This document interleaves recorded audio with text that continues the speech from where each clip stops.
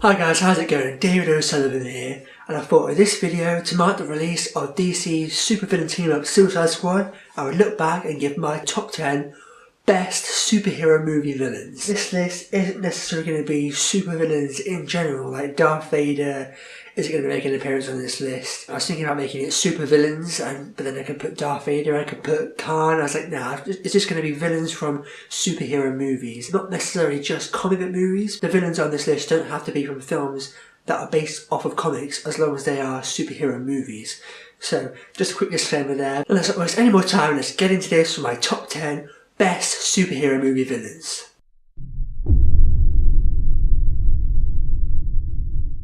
Whoa, it's fine, ready! I went through quite a few supers to make it worry to find you, but man, it wasn't good enough! After I tried the last one, I had to make some major modifications. Sure, it was difficult, but you are worth it.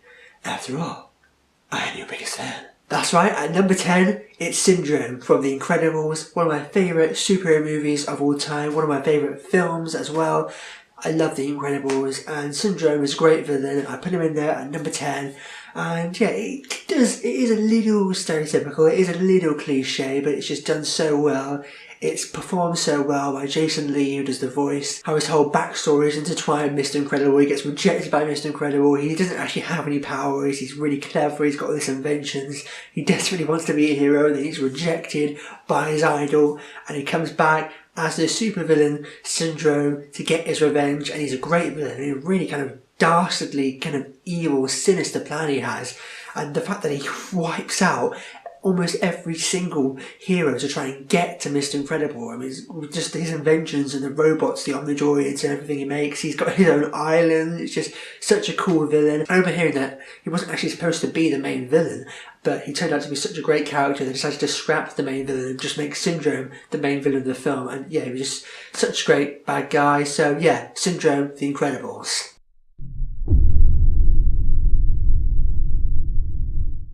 If someone stands in the way of true justice, you simply walk up behind them and stab them in the heart. That's right, at number 9, it's Ras al Ghul, played by Liam Neeson in Batman Begins. Ras al Ghul is such a great villain, and such a great foil for Batman as well, because they're so similar.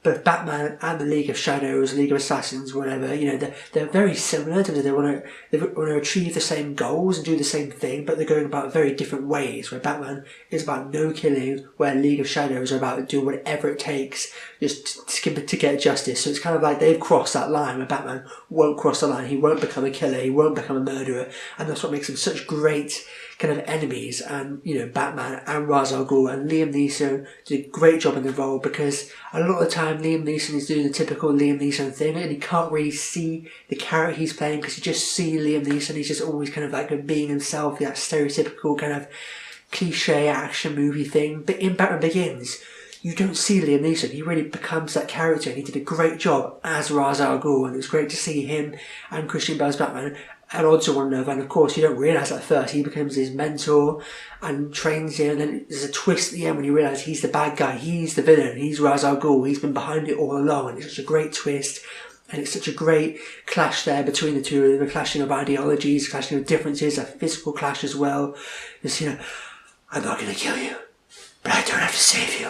So great, I love it. So yeah, Batman Begins, one of my favourite comic book movies, and Ras al Ghul, great villain there, played by Liam Neeson.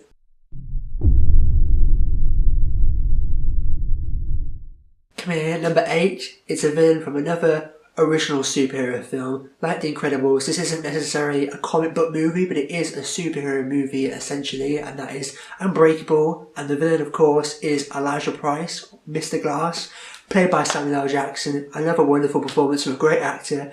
Again, he really becomes this character, and how he's the foil to Bruce Willis's Unbreakable hero. And it's such a great, again, another great twist, but even more surprising in this case, because you're not familiar with them based off characters in the comics or anything. And he's really, spoilers here for Unbreakable. If you haven't seen it, go and watch it. But you don't realise he's the villain at first. He's desperately trying to seek out Bruce Willis's character to try and discover this hero, because he's desperate. He's convinced that there's a hero out there who is unbreakable, and he's kind of the opposite. He is breakable. He's Mr. Glass. His bones just shatter and break. And then when you realise at the end that he's actually the bad guy, he's been doing these really dangerous, horrible, terrible things to try and get this guy to come out of hiding. It's kind of like he succeeded. He managed to get him to come out of hiding, managed to get him to become the hero, but at the same time, he did so much terrible stuff and he killed so many people. It's like, yes, he got him to come out and he got this hero to come out of his shell and become this superhero, but at the same time, he caused so much death and destruction. It's like, and it's such a great twist there at the end that many people might just overlook and like take a sniff out, like, yeah, it's not as good as Sixth Sense, but I think it's a great film, a great twist, and a great performance there by Samuel L. Jackson as Mr. Glass, Elijah Price in Unbreakable at number 8.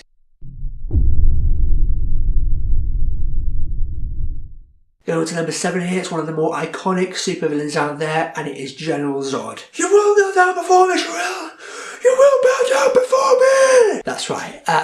Both Terrence Stamp in Superman 2 and Michael Shannon in Man of Steel. General Zod is such a great Superman villain, and he's such a great character because he's undeniably, truly evil and deadly, but he, at the same time, you kind of get where he's coming from, especially in Man of Steel. I mean, Terrence Stamp's portrayal of the character in Superman 2 is iconic, it's great, but whereas in Superman 2 he's more of just this ruthless dictator who wants to take over the world, in Man of Steel they made it so that you can kind of feel for him, you can kind of see where he's coming from. He wants to revive his planet, he wants to save his race, and you really kind of buy into his motivations. Like, okay, I get it, you know, I understand why you're feeling that way, why you're so desperate to kind of bring your world back and save your people, save your race. And it just both Terrence Stamp in the iconic portrayal in Superman 2 and Michael Shannon as Zod in Man of Steel. I love both the performances, both for different reasons. Such a great character, such a great Superman villain. General Zod there at number 7.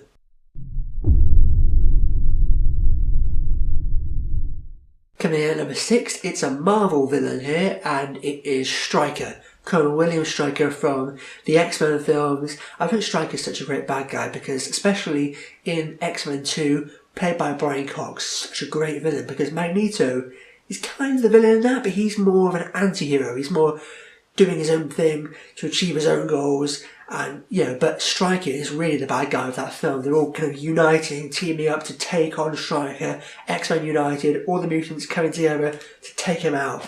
And he's such a great bad guy because he's only human, and yet at the same time he's able to go up against all these superpowered individuals and cause a really serious threat to them. How he's able to kind of acquire different mutants and brainwash different mutants and get powers from certain mutants and turn them against each other essentially. And it's so great when he does the Nightcrawler and that opening scene with Nightcrawler, and how he gets Professor X as well and turns Professor X against the entire kind of race of mutants, and he wipes out the entirety of mutant kind until Magneto kind of flips it onto Stryker, which is so great. I don't think they're playing by your rules. Maybe it's time to play by theirs. So great. But yeah, Brian Cox as Stryker. I mean, we did see Stryker in X-Men Origins, played by Danny Houston, and in the newer X-Men movies, played by Josh Helman as well. And they're both great as well. But Brian Cox as Colonel William Stryker in X-Men 2, such a great bad guy.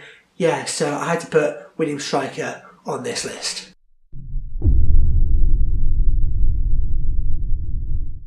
Getting into the top 5 now, and at number 5, this might be a pick that many people aren't expecting. I haven't seen this character on any other list, but I think this is such a great villain in a great film and a great performance, and I just think it's one of the best, and it's Prince Nuada in Hellboy 2, The Golden Army. Hellboy 2 is one of my favourite kind of underrated superhero movies. It's not one of the best, but I think it's really great. And Prince Nuada is such a great character because, like General Zod and Magneto, you can kind of understand where he's coming from. He's truly evil and ruthless and deadly and really evil when he's fighting and, killing those people. But at the same time, you really kind of feel for him and you understand where he's coming from. He's trying to save his people and he's trying to, protect his kind, and it's great. And Luke Goss, who plays Prince Nuada, he just plays it beautifully. He plays it pitch perfect. It doesn't go over the top. It's not this stereotypical kind of dark, kind of over the top voice or anything like that. But he just plays it so kind of like if this was a real character, a real being in a real world, as in how he would feel and how he feels betrayed by his people, and how oh my god, the scene when he goes up against his own people and takes out, spoilers, his dad. such a great scene. I mean, oh my god, there's some quite beautiful, poetic moments in this film. That scene when he takes out his dad, and then the fact that him and his sister are connected. So if people kill him, his sister dies. His sister's got a completely different viewpoint. She's like, if this is our time, then let us fade. And he's just like, we will not fade. And it's, oh my god, it's so great. You can really feel for him. It's so powerful. It's so subtle and understated, but so powerful at the same time. Luke Goss does just an incredible job as that character. His performance he gives in this film, and the back and forth between him and Hellboy throughout the film, and Hellboy's kind of facing this kind of crisis of conscience, and he's thinking, maybe I should join them, maybe I should join my own kind. And the conversation at the end between him and Hellboy is so great, and spoilers when him and his sister dies, and it's just such a great finale, and it's so beautiful, it's so poetic. And how Prince Nuada saying to Hellboy, it's either us or them. Which Holocaust would you rather suffer? And it's so great. A really underrated performance there from Luke Goss, and I think Prince Nuada is such a great character in that film, such a great villain, so I had to put him on this list there, rounding out the top 5.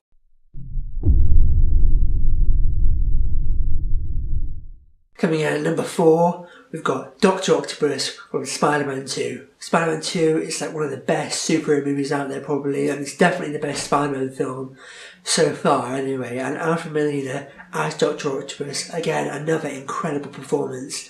And again, it's not a cliche, stereotypical archetype of a character. You really understand what he's going through and how he's feeling. You know, the fact that the tentacles have taken him over, so he's like, he can't control himself. And it's such a great end to his character as well, how he doesn't want to die a monster, he kind of redeems himself, he dies a hero, how he sacrifices himself to stop his fusion machine and save the city. It's such a great arc his character goes on, and it's such a great end to his character there at the end of the film. Like I said, you really kind of feel for him. It's again another tragic character in terms of what he goes through, the tentacles taking over him, he loses his wife, and you understand the mentality in a sense, how he's been taken over by these machine tentacles, and how he fights back with a strength of will. He's like, no, I will not die a monster, I will redeem myself, I want to die a hero, I want to sacrifice myself to save the city. And it's such a great end to his character, but as a villain as well, again, another truly deadly, ferocious villain, a great foil for Spider-Man. In that scene on the train, the whole train fight, one of the best fights of any comic book movie probably, I would say. I mean, how they start off in the building and then fall onto the train, have the fight around the train, the choreography, just the characters fighting against each other, it's just so great. Dr. Octopus, again, another great villain, probably one of the best Spider-Man villains we've had so far, if not the best. I'm not overly familiar with the comics, I'm not sure if it's entirely accurate to the character in the comics, but what they did in the film I absolutely love. Extremely well written character, performed so well by Alfred Molina. So Dr. Octopus at number 4 on my list.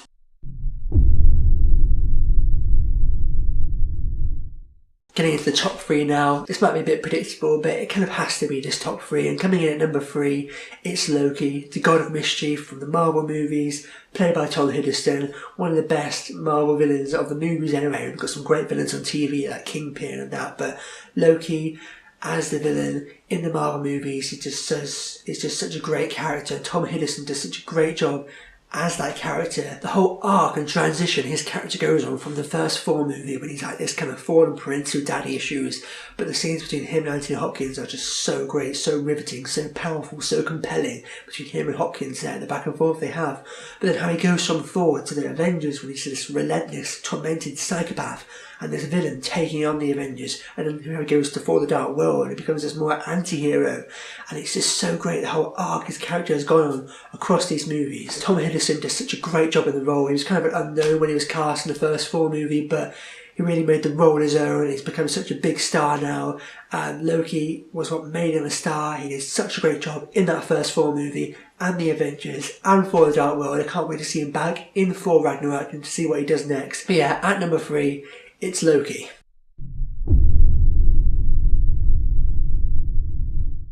Getting into the top 2 now, and at number 2, it's Magneto, played by Ian McKellen in the original X-Men films, and now Michael Fassbender in the newer X-Men movies. Magneto, in my opinion, is just one of the best super villains ever. I mean, he's just not only such a great villain, but such a great character in general. I mean, so well written, so well portrayed, so well presented in the films. The whole backstory of the character, again, another very tragic backstory, how his parents were taken away from him in World War II in the concentration camp. And it's such a great, compelling character because he's truly evil and violent, and he almost becomes what he was so against to begin with. He kind of becomes what his enemy was. But at the same time, you really understand and feel for him where he's coming from, and how his character flips back and forth between kind of like hero and kind of anti-hero. He's not really a full-blown villain, he's more of kind of heroic villain in a sense, because what he's doing is just kind of save his people. And you really kind of almost side with him, because you're like, yes, if I was in your shoes, I'll probably feel the same way and do the same things. I mean, he kind of goes a bit too far, but at the same time, like I said, with that backstory, and it's so riveting and so powerful how they open the first X-Men movie with that scene of him in the concentration camp. And it's like, you just completely get it. You're like, okay, I understand why you're doing this now, because you don't want humans to do to mutants what they did to Jews back in World War II. And kind of see it come to fruition in Days of Future Past. She's like, Magneto was right. He said back in the first X-Men movie, we're going to be in chains or a number burned into your forehead. It's kind of what happens at the beginning of Days of Future Past. So it's like, but yeah, such a great character, such a great villain. Both Ian McKellen and Michael Fassbender are so terrific in the role. I love them both for different reasons. I think Ian McKellen was great as the older, more villainous Magneto. Michael Fassbender is great as the younger, kind of like how he's kind of becoming and transforming into Magneto. I think he was a great villain in the original X-Men movies, but what they've done in the newer ones as well, how they've made him almost this kind of sympathetic, kind of tragic character you're able to kind of understand and almost relate to. You're like, I get where you're coming from, I understand, and it's just so great as well. So yeah, I had to put Magneto on this list. Just missing out on the top spot, Magneto at number 2.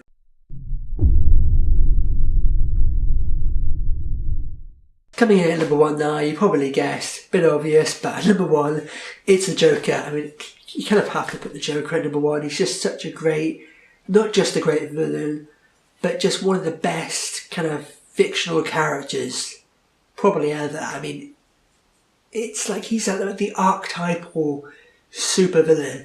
He's been around in the comics for decades, and we've seen so many interpretations of the character in the comics, in the films. We had Jack Nicholson in the Burton movies, well, the first Tim Burton film, and then Heath Ledger, of course, in The Dark Knight. I mean, I even really like Jared Leto in Suicide Squad as well, but by far the standout, it's got to be Heath Ledger in The Dark Knight. I mean, Heath Ledger and Christopher Nolan just took that character and elevated it to a whole other level. He was no longer just this crazy, psychotic, clownish clown prince of crime, but they made him this real-world terrorist, where it was like, whoa, like, something like this could exist in the real world. It made it even scarier and even more frightening because it made it real. It was like, something like this could exist in the real world, and how they portrayed it in that film. And Heath Ledger's performance was just absolutely incredible. Of course, he won Best Supporting Actor Oscar for that role, for his performance in that role, and deservedly so, because he did such an incredible job. I don't care, it's a fictional character, it's a super villain, it's a comic book movie, I don't care. He deserved to get that Oscar, and he did. The Dark Knight, I think, should have won more Oscars, nominated more non-technical Oscars, but the fact that Heath Ledger was nominated and won his posthumous Oscar, I think was so deserved, because, like I said, such an incredible performance, won him the Oscar, and as that character, he really became that character, and you believe that this character could exist in the real world. So yeah, there's nothing much else to say, but at number 1, it's the Joker. And there we go, that wraps up my top 5 best superhero movie villains. What do you think about my list? Comment down below and let me know. I'd love to know what you think. So yeah, that just about wraps this video up. If you like this, make sure to click subscribe to see more. But for now, I've been David O'Sullivan. I'll see you next time.